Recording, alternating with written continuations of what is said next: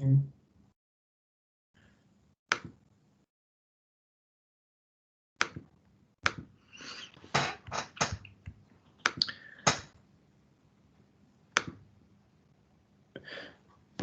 Thank you all for coming today. My name's Phil Page. I'm a hub leader for Inspiring Leaders Teacher Training, and I run our skit. Our hub of the skit.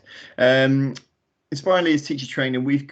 At the moment we've got 3 hubs. We've got a hub in Leicestershire. We've got a hub in primary hub in Nottinghamshire, and we've got a secondary hub in Nottingham as well.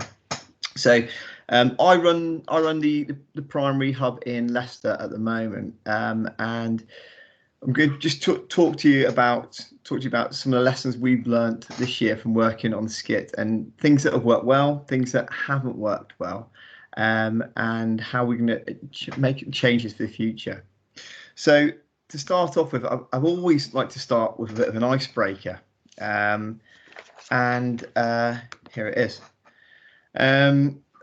Rubbish joke, I know, but I look at this ship, and I try and think about, this is what we've gone through this year with teacher training.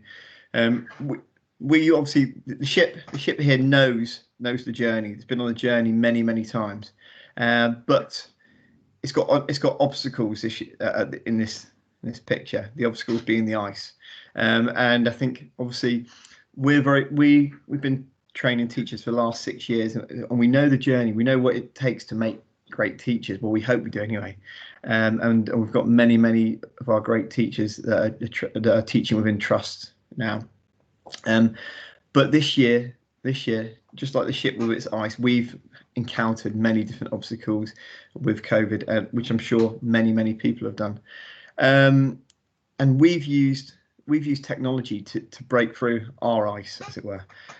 So that's what we're going to be talking about today. And we're going to be talking.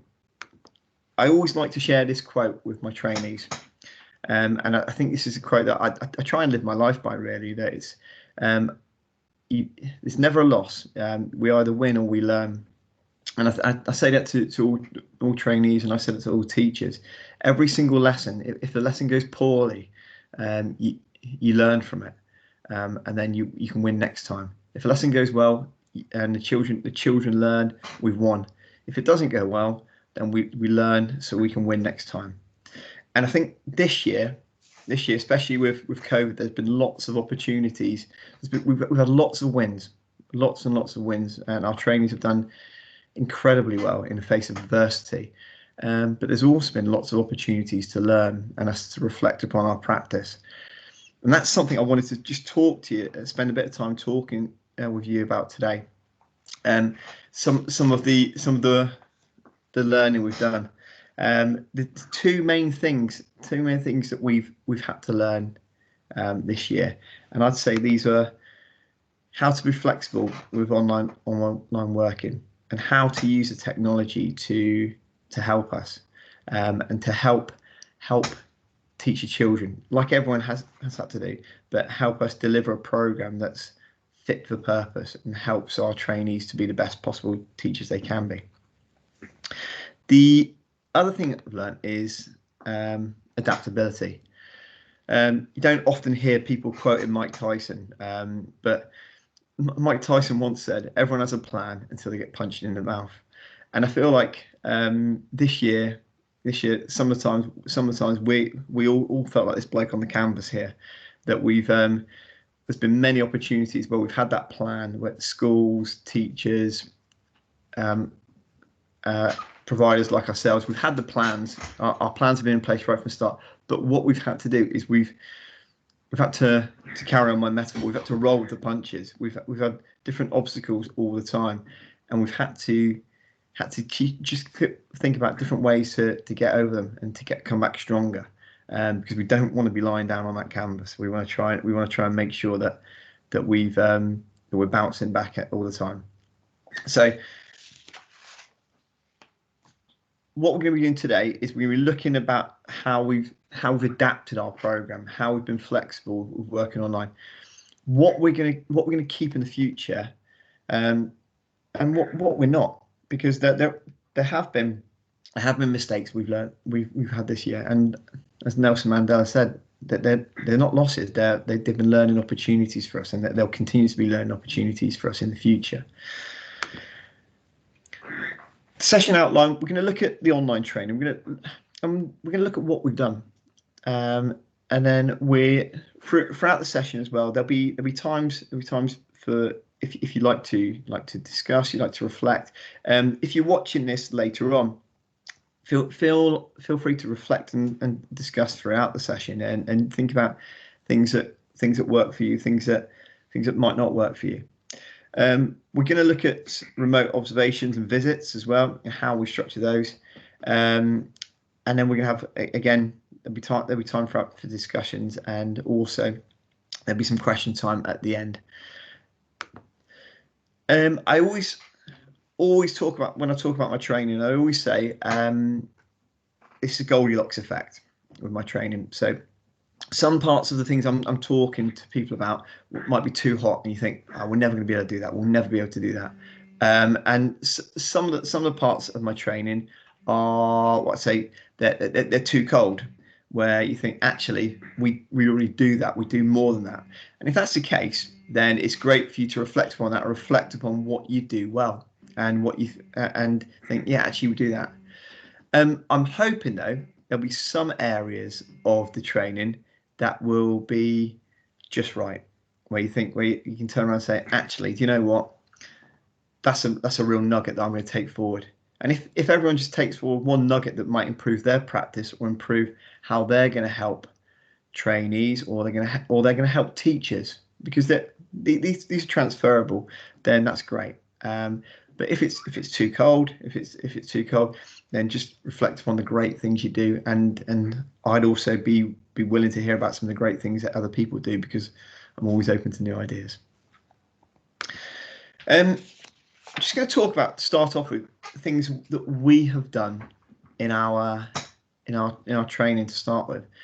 So we've reverted to our online training this year. In the past, we'd always have lots of face-to-face sessions, and we'd have over 50 face-to-face sessions throughout the year, where the trainees would receive superb coaching, superb teaching from our SLEs and professionals that are at the top of their field. This year, obviously, it's been very, very difficult for us, because we didn't want to get everyone in the same room for different reasons, for COVID reasons. Because if we got everyone in the same room and then we sent them back into schools, we could quite easily transmit COVID. So we didn't want to do that.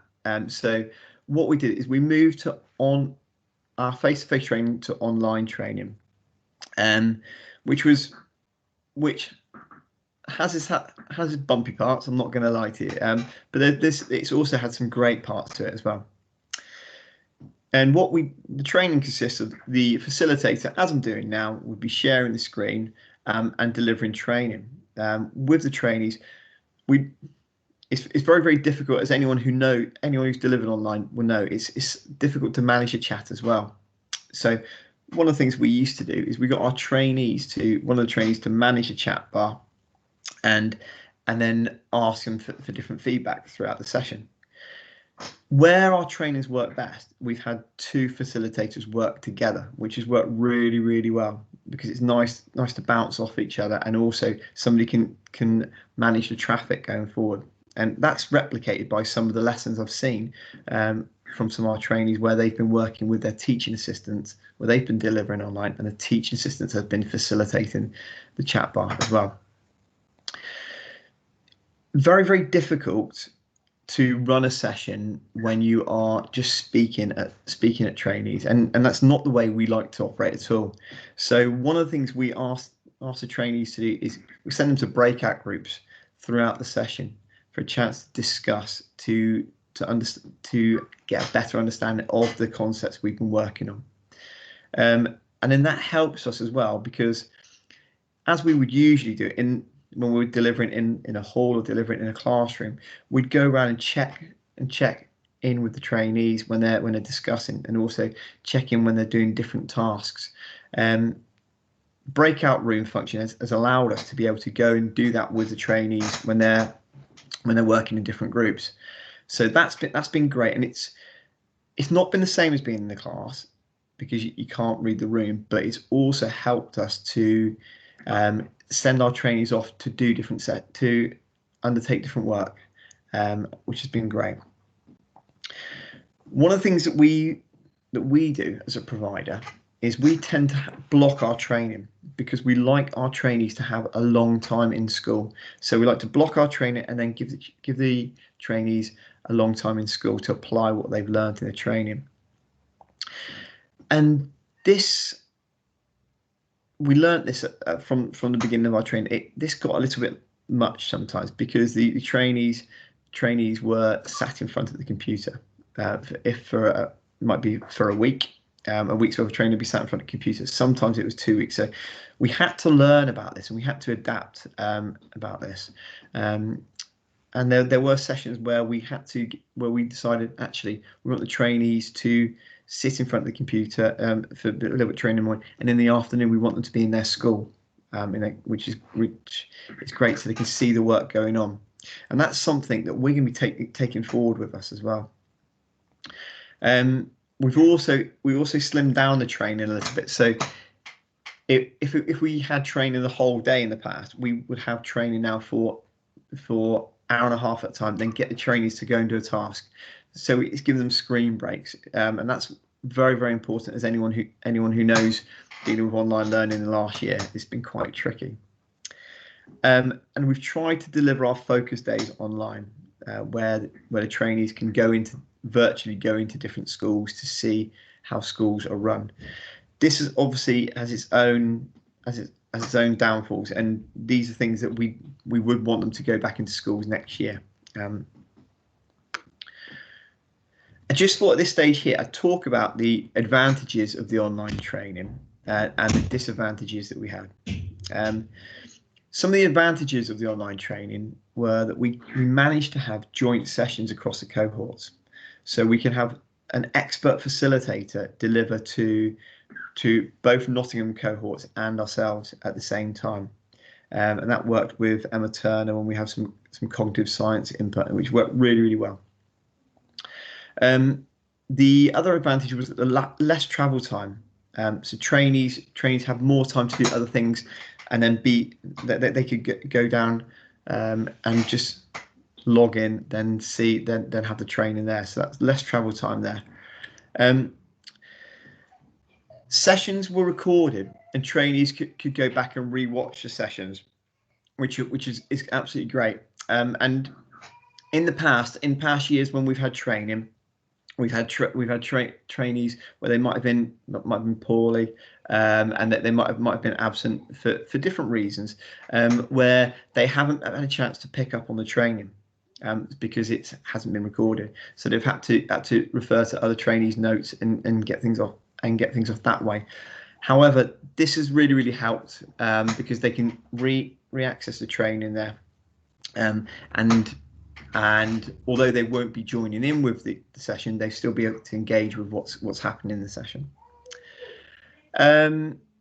Trainees, the other advantage as well, trainees were very well equipped when it came to delivering their own online lessons, and that was in the January when we went into full lockdown again, and there was lots of experienced teachers who were struggling a little bit with getting used to Teams, getting used to it, thinking how they can deliver sessions there. Whereas our trainees had training on that right from the start of the year. They were very well equipped to know how to use it. And I must admit, once they've been delivering on it and once they've been using it, and they came back to my sessions, they're a little bit more sympathetic to my delivery style as well. Another advantages of the online training is because everybody is delivering online training, then there's been a lot more out there. There's been online sessions that NASBIT have created that our trainees can access. I think there are there are disadvantages to online training, and I'm not going to say that next year we're going to go back to doing online training all year if we can get back into doing face to face. I'm not saying that at all. I think some of the disadvantages we've had were it's very difficult to read the room when you're delivering training. Very difficult to read the room and to see how the trainees are feeling. One of the ways we have tried to combat that is to make sure that trainees always put their cameras on, so we can see what they are, how they're feeling, and we can get a general vibe. But it's still not the same. Again, the sessions were initially too long. We tried when we first delivered our first couple of training sessions. We tried to replicate what we did in the classroom. Again, this is something that we found out quite quickly didn't work, and we realised that you can't go on for much more than an hour and a half of training without them having a significant break. So we had to learn that. We had to adapt that in the ways I've talked about in the past. I think one of the things as well is trainees, whenever you're delivering online, trainees, delegates, children even can go hiding. So it's very important that we had to devise different ways so we could get ensure we got engagement. So there was lots of strategies we were working on that we got them to use when they were delivering online. So cold calling, breakout groups, then cold calling. So we did a lot of that. We did a lot of getting trainees to. I'd ask the trainees a question and I'd say, I want you all to type it down in the chat bar, but not press enter just yet. Wait till I say press enter. And then they did all that, and I said, right, press enter now. That meant as well a little bit of assessment for learning for me. I could see who was engaging, but also see what their thoughts were and what their learning was. So it helped me to structure my sessions. But again, that was a strategy I gave to the trainees that they could use when they were working with the children. I've talked about the block of training and what we've done as a result of that.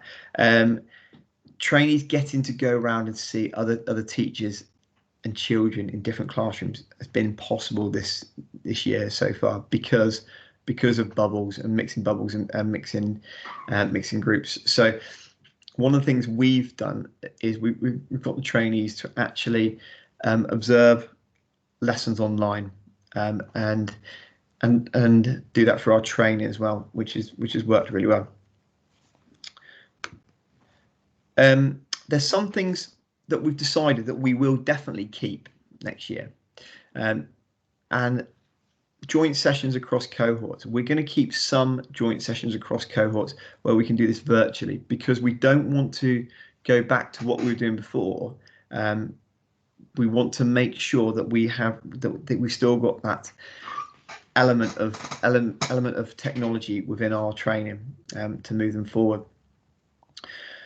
We had Joe Stone deliver a training session of how to deliver remote learning. We're going to keep using that because remote learning is going nowhere now, and this is going to help our trainees in the future to be prepared for the ever-changing face of education.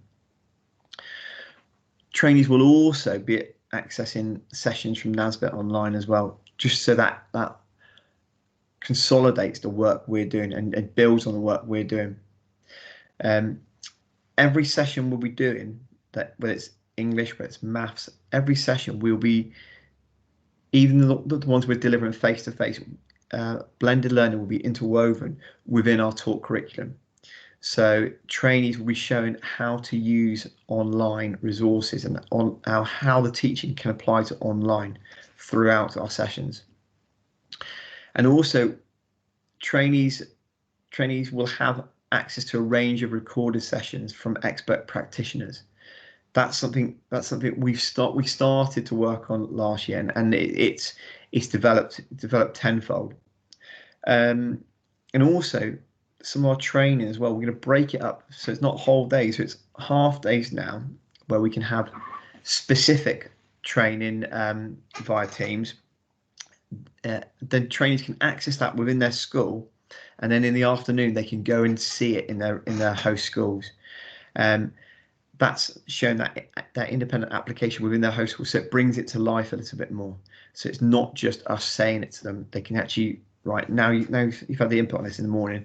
For example, it might be guided reading input in the morning. So right now, go and see it in your schools. Go and have a look at it there. Just so we're hoping that will help. But we will also do a lot more face-to-face sessions next year, because of what we said earlier, that is still vital. So there's some feedback from some trainees about online training.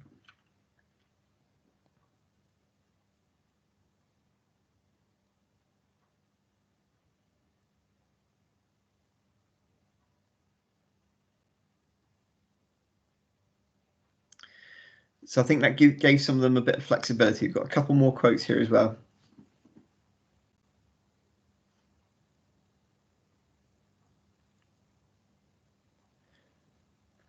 Talks about the fact that they get into training can be an issue sometimes, especially when we have it in different places. And obviously with the mum of three here, with lockdown, it's really helped her, and this mum of three's made tremendous progress.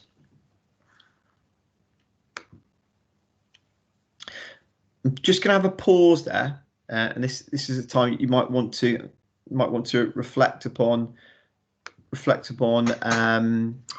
online training sessions. You might want to think about how online training sessions work within your providers, or how that might work within your organisation, and think about lessons you've learned, and if you've got any lessons that you've learned that you think, actually, I'd love to share with Phil, then please, my email will be at the end, or please let me know. That'd be great.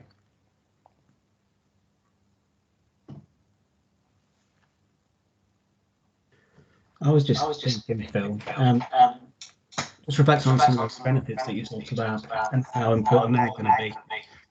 So where I think obviously these trainees have learned their practice well, this blended learning and this technology is involved. Whereas obviously, I have to say, you've got lots and lots of really experienced teachers who have found it so challenging to get used to it. I think that's going to be really good for these new teachers, because they've actually learned alongside all the technology.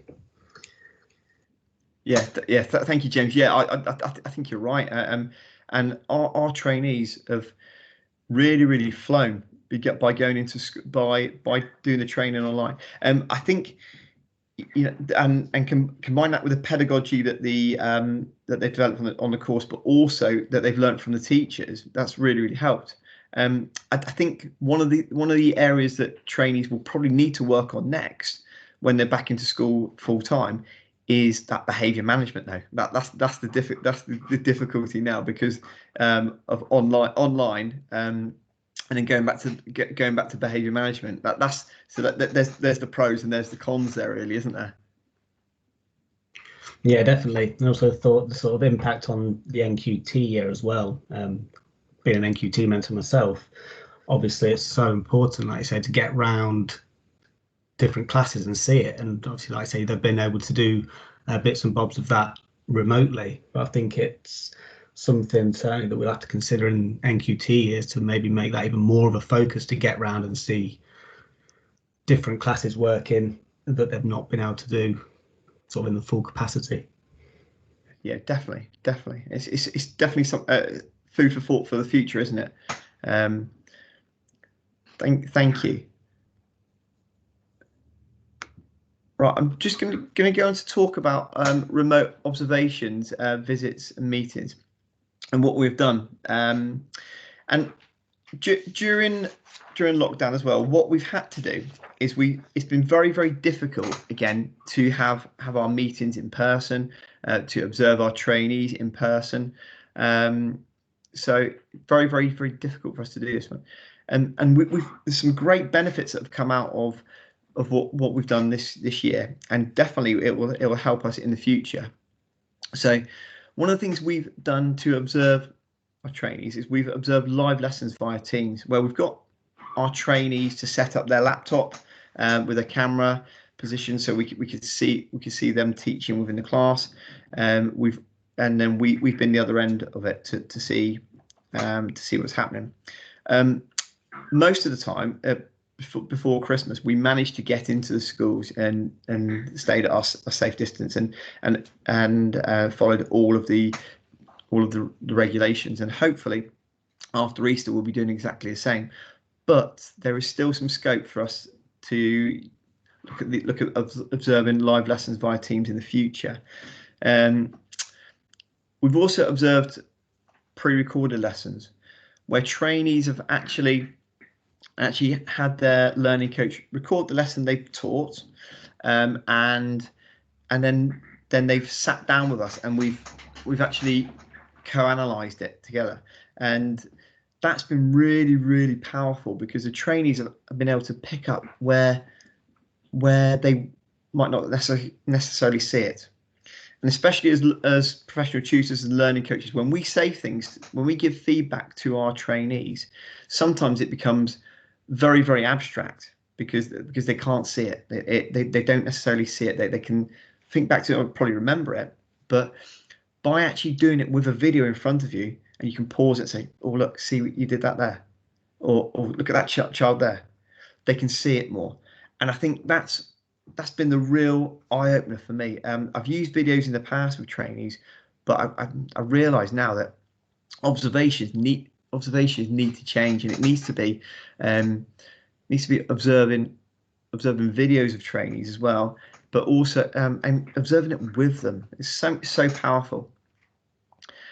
We've also had our trainees have managed to upload their own videos and talk through PowerPoints and activities there. So that's helped them with their pedagogy, but that also has had its downside because they've been taking hours to create those, because if they've made one slight slip of the tongue or one slight mistake, they've quite perfectionist, and they'll end up going over them again, which is something that I spoke to them about and said, if you make a mistake, again, we're going back to Nelson Mandela. We win or we learn. If we make a mistake, we talk about the mistake and we carry on. You don't need to keep editing things over and over again, because in the classroom, if you make a mistake, you'd highlight it with the children and say, oh, that's a mistake, and then carry on. So that's a bit of a helpful one, I would say, when people are pre-recording lessons for the children to learn. Just be careful how long it takes. I think some of the things that trainees have done in the past is they've observed the different teachers, different classes at different times as well, by going into live lessons as well. I think we've got some schools at the moment, they've got video cameras in their room, so when they're back teaching the children, you can actually go into their lessons in their classroom, which I think again will be the future, where you can actually go into a live lesson anytime, which is great. I think some of the other things we've done is we've had meetings with learning coaches and trainees via Teams, which has worked really, really well as well. So we spoke to different learning coaches. And when we're having our meetings to moderate reports, to talk about updates, by meeting online, it's been really great, because sometimes it's difficult for learning coaches to get out of school and get to that central place as well, and it's saving on people traveling. So it's been great to have everyone there. We've had pastoral meetings that have been held remotely as well with our trainees, which is great. Pardon me. Which is great, because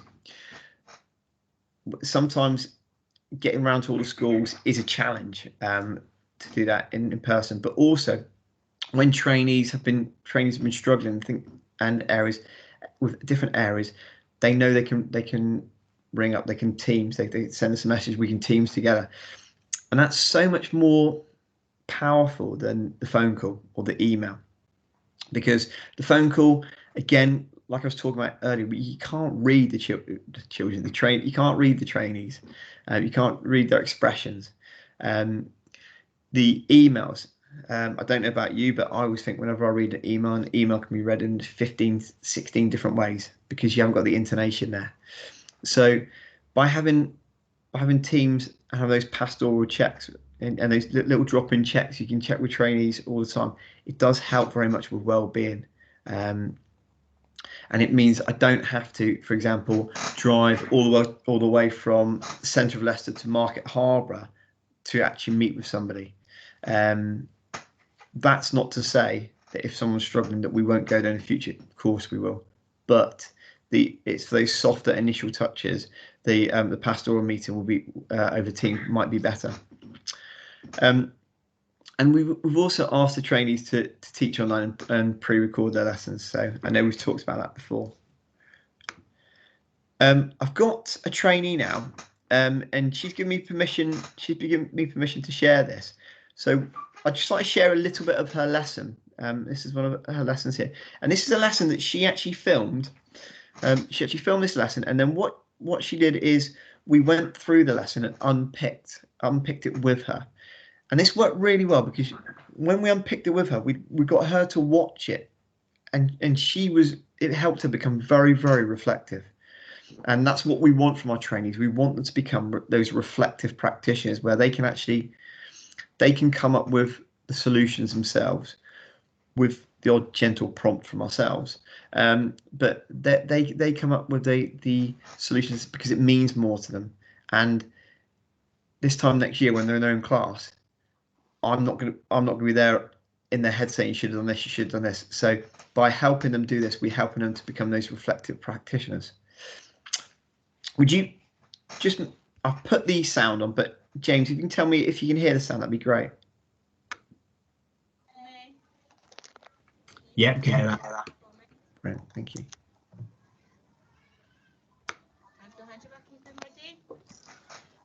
I would like you to show me 8 fingers. Have a think about how you're going to do it. So we've explored it lots this week. How are you going to make 8 on your fingers? When I say go, you're going to show me, okay? Ready? Go. Have a go. Make 8 on your fingers. Well done, Ralphie. Ralphie did it without even Sorry, just put that down now, sweetheart. I think your forehead's okay. Okay, put it down. Put it next to you. Okay, hold on, let me see. Right, can you put your hands behind your back again? So, can you think of how you made it, James? Hands behind your back. And can you make it a different way this time? Okay, I'm going to be looking a different way. Ready? Steady. Well done. Well done, Ralphie. Can you show me, James? Well done, Flora. Amazing. Put your hands in your baskets for me then. Well done, guys. You've remembered that lots and lots. We've had children showing me 5 and 3. And children showing me what was the other way we know to make 8 on our fingers, Arla? 4 and 4. 4 and 4 makes 8. And 2 and what does that make? 6, yeah. Well done. So today we're going to practice making 8 with this. What's this called? Do we know? Who knows the special word for this? Summer? Numicon. Good girl. Numicon. And can you, with your partners, we know who our partners are, don't we? Count what number this numicon represents. So have a go. Count together. 3, 4, 5, 6, 7, 8.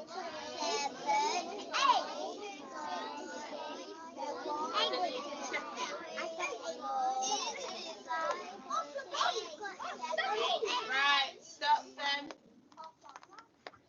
Lips closed. Now I saw Eve, she was checking, she counted, she pointed nice and slowly and put her finger in each hole, and then she forgot what she had done, so she counted again to check. And what number did you find, Eve? What number is it? 8. We're going to for me. Right, I'm just going to pause there and move on. I spoke to Jess about this the lesson, and we talked for it, and she said from watching the video she could see the girl to her left. She probably should have she said, oh, I could have addressed her earlier. I could have done, and it's straight away, it's getting that ownership from watching herself there and going through the video together. The other reason I showed you that is because in all of my presentations, I always like to show videos of the children, because that's the reason we do this job. I asked Jess if she mind having a chat through about what it's like to be observed online and to talk through things, and she said she didn't mind talking about that at all. So I will apologise for my stuttering and stammering in this one. It's a little bit jerky, the video, but hopefully you'll be able to hear this. Hi, we're with Jess, one of our trainees this year, and we're just going to talk a little bit about how we've used ICT and to develop our training sessions this year, and our observations. So, Jess, thanks a lot for agreeing to do this interview here. All right. I just want to talk, because obviously, Jess, we've observed you teaching. We've been in the classroom observing you teach. We've also been done it remotely as well, where you've got the class mentor to video your lesson, and then we've gone through it with you afterwards. So how did it feel watching yourself back? At first I thought I'd hate it. I don't really like having my photo taken or anything like that, but when I was able to watch myself back, and you pick up on things like you see children do something or you hear them say something that you don't necessarily see or hear when you're teaching, and it was quite a positive thing and a nice thing to see, kind of completely different perspective on it as well. So I quite like the concept of being able to watch it back and see what I was doing, what I was saying, and how the children were responding in that way. Oh, it's lovely. Yeah, fantastic. And it's nice because it gives you a fresh pair of eyes, a different view as well, doesn't it? Because it's so much going on when you're teaching, isn't there? So how's that improved you as a teacher? I think I've managed to like pick up on things that I want to change, because as well as like feedback from learning mentors or my observers, there's like small little things that I'm like, oh, I should have done this there, or that would have been a great opportunity to do that, or just in general like body language and tone of voice and stuff that I'm able to, when you watch it back, you can pick up on those things. So it's just like the really small little things that I'm like, oh, I could have done this, or next time I'll do this. And it is always in the back of my mind, and the following lesson, like, oh, maybe I should praise a bit more here, or even if I think I'm smiling, does it look like I'm smiling? So smile a bit harder or something like that. And yeah. So thanks, Jess. But so obviously we give you feedback at the end of a session. Is it, and you answer this the most honest way you can. So is it better when we give you feedback? Was it better when you actually see it yourself, or a hybrid of the two? I think both, because I think kind of when you are observed live rather than recording, when you're teaching that lesson, you're thinking kind of like what you got to do next, what you're doing, and that there's people watching you, whereas if it's recorded, there's a little bit less pressure. So when I've not watched and you talk about something, I can't necessarily pinpoint what it was sometimes, because you don't remember what you're doing, or yeah, but being able to see it and then hear your feedback and be like, oh yeah, actually I did do that, and that does mean this, and that, rather than having to like think back to like, oh yeah, how did I do that, or what did I say there, kind of thing. So yeah, both ways. Brilliant. Thank you. And how can you give me an example of how your practice has improved as a result of watching yourself online, and now how you've moved on as a teacher? I guess definitely say more expression and body language, and obviously being able to see the children from a different perspective and stuff. I've been able to kind of be like, oh, this child probably would be better over here, or knowing kind of like sometimes I pick on the same child just because they're in my eye line or they're next to me, and I'm like, no, you need to go out a little bit more. So just them kind of things, like how I'm presenting myself and how I'm interacting with the children, I guess. That's amazing. Thank you so much, Jess. Thanks for your insight into online observations. Take care. Thanks a lot. I think one of the things I loved about Jess there was you can see when we're talking about it that how much she is looking into herself, but and thinking about how she can improve. She's becoming very, very reflective. She's taken a good look at the videos. She's taken a good look at herself and thinking, this is what I'm going to do next. This is what I'm going to do next to help the children. And I think that's something that we can't shy away from. And I think moving forward, it's something we need to be looking at. Do we get trainees to video themselves more often? And do we make that a directed task? Do we make that something that they need to do, that they video themselves once a term, once a week? Because there is that time when we go into the observations, and Jess alluded to it there, that nerves can get the better of some trainees there. I remember an Ofsted inspector came into our school once, and one of our great teachers went up to him and said, "Oh, you should have come and seen my last lesson. It was amazing." And the Ofsted inspector said, "You'd be amazed amount of amazing lessons I've missed." I did have a little chuckle there, but again, there's a certain truth in that as well. It's when we go and observe, there's so many great lessons that we don't see on a week to week, day-to-day basis, and sometimes our trainees and nerves get the better of them. So is it better for them to film themselves on a weekly basis, a lesson, and then use that as an observation, or use that to look at, or film a 15-minute clip of themselves, not necessarily for an observation, but also to help them develop? It's something I'm back and forth with, but I definitely think there's a place for it in the future. And some of the trainee feedback here as well about delivering online, but also watching themselves after they've delivered online. I think the first one for me is key here. When she talks about, after looking through the video, she realised as a child that who had the answer down wrong on the whiteboard. And if she'd have got them to flash the whiteboards at her, she'd have seen that straight away. So straight away, by filming yourself, by watching yourself, it's making our trainees far more reflective than beforehand. And when they talk about, sometimes they feel like a CBeebies presenter. I know how they feel now. But then again, this links into what James said earlier on as well. What a great experience as they can say, they've taught both ways, in the classroom and online. So there are some areas of remote observations and visits, that the advantages and there are some disadvantages. So we've talked about lots of these already, saying that this is a cut down on travel time. Virtual meetings with the individuals were much more accessible, and watching the videos helped the trainees to be far more reflective.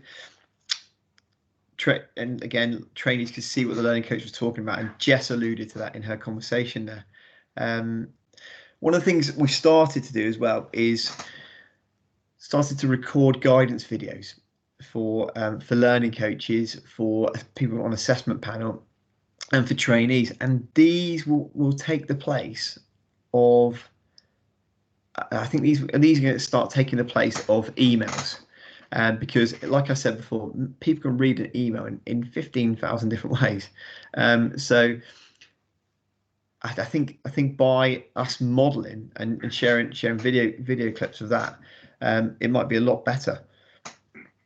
And I think one of the advantages as well of having our visits online, and is, as I talked to you about before, trainees go on, they have blocks of training, and then they have lots of times in schools, and that's something we're very keen to continue. But if a problem arose for the whole cohort, it'd be very, very difficult. In the past, it's very, very difficult to get the whole cohort together, and we sent emails, which are great, or we had to wait for a block of training. But by just realizing something's happened, we could just say, okay, let's have a Teams call Thursday at 4 o'clock. I think you can nip things in the bud, and trainees can actually voice their opinions there without you having to go through that email trail and having 16, 17 different emails coming back and forth. By there, we'll deal with it all together, and then we can come to a conclusion together. So that's something that I think has benefited us. The disadvantage is it's difficult to read the room in all observations due to the camera position, and also getting to see the children's work, getting up and moving around to see children's work. So it's not something. It will never take the place. It will never take the place of going into class observing, but it will also help to enhance that, to develop that further. It's been difficult with trainees that cause concern to convey messages accurately. So that face-to-face, that being together for our trainees that are struggling is still so important. As I've mentioned before, you can't get to see all the children's progress, and although learning coaches are coming along, and we have greater attendance at learning coach meetings, and then they can see the video. If they're not there, they can see it back, which is great. It's sometimes when we're on these meetings, it's very difficult to get everyone's full engagement, because sometimes there are emails pinging in left, right, and centre. It's whereas if we're in a room together, they're in the room together. So that's one thing that I think, just as a profession, we need to get better at single tasking, and making sure that the cameras are on when we're in the room. Because there are distractions, and I know as well as everyone else, there are distractions pinging around all over the place. So the things we're going to look at, we're going to try and we're going to keep those pastoral checks going on. We're going to encourage the trainees to record lessons on a more regular basis to help them reflect, but also to help them provide the evidence for teacher standards, because a video is will save them writing reams and reams, save them uploading reams and reams. We're going to have the continuation of the video how-to sessions for both trainees and learning coaches to start to replace or support emails. I think we're going to look next year to have a blended approach to learning coach meetings. So some will be face-to-face, some will be online. And I think regular catch-up meetings with the whole cohort, as I alluded to earlier on, online, which would be great. And trainees will be given the option to pre-record some lessons, so that's going to be great as well. And just before I move on there, this is just a time now for people to reflect and just think about what you do, what you think actually can work, any bits you can take.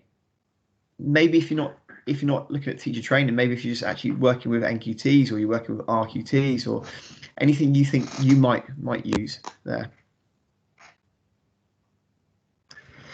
I was thinking, Phil, about myself as well. I'm thinking, I've been teaching a while now. I can't remember the last time, if ever, I've seen myself teach. I'm thinking I come from a sporting background, and a few years ago, I remember my wife bought me some golf lessons. So when I was playing golf, I thought, I'm doing everything right here. Why am I not hitting the ball properly? And then in that lesson, I saw a video of myself, and I thought, oh wow, that's why. And hearing Jess, that the skit student, talk about it, I just think it's a really strong way of being able to see themselves. And like say, when you have those observations, you give the feedback. Sometimes it's hard for them to either remember, like say, because often they feel they're under pressure and things like that in those observation lessons. So I think not just for new teachers, but generally for experienced teachers as well, I think it's certainly something that I'm taking from this to take back to school with me, definitely. Brilliant, thank you, James. Yeah, and it's something I wish I'd have done more about myself. I wish I'd have filmed myself more. I really do. But then it's getting over those nerves as well, realizing how many ums you say and ers and that as well. but Whisper it around me. it will make a difference to everyone's teaching, I think. Brilliant, thank you for that. Like I say, if you're watching this on record as well, just try and think about reflections that you might use as well. I'm very conscious of time. We're coming towards the end now. I'm just going to talk about other ways that technology has been used by our trainees. We've had trainees deliver lessons from home when they've had suspected COVID in the family as well, which has worked really, really well. What they've done is they delivered their session via Teams, and it's been portrayed to the children in class. The children have seen it as well. Their class mentor who's been in has acted as the teaching assistant, facilitating what's going on within the classroom, but they've been delivering the session. So that's worked really, really well. The only thing that's not worked too well for people is there'll be no snow days in the future, I don't think, because of this technology. But it's also been great for them to do that, and also they can observe. They've been able to, when they've been at home, they've been able to observe experienced colleagues as well. So that's been great to zoom into lessons there. Another thing that's worked really well is the trainees have been able to work together. There's been more collaboration to complete university projects, to share their work. We've had trainees that have created their own support groups with each other. So year twos, where they've actually said we're going to have a Teams meeting. We're all teaching year two. We're going to have a Teams meeting every Wednesday night to just share our ideas and move forward. So that's great. And trainees have also they've used online quizzes and assessment activities to help with their AFL, and they've been working really hard. And I know there's been sessions that have been happening earlier on today where we're talking about the OneNote as well, which is great activities for people to use there. And our trainees have been embracing all of that, which has been great. So I've got question time now. I'm very conscious of the time. So if there are any questions at any time, people feel free to, I know most people will be watching this on the video, feel free to email me and ask me questions. If there are any questions, I just have a little pause now if there are any questions now.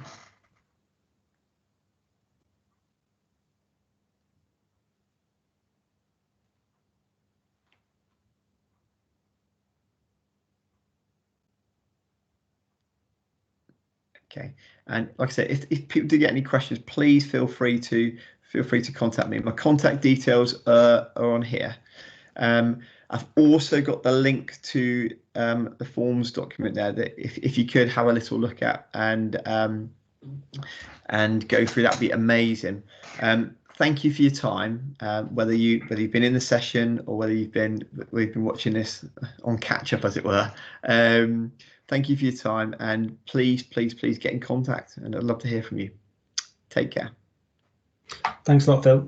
Really useful points there and things to take forward for this sort of new generation of teachers that are coming through, and certainly things as well that I'm even taken for my practice. So thank you very much. Thank you.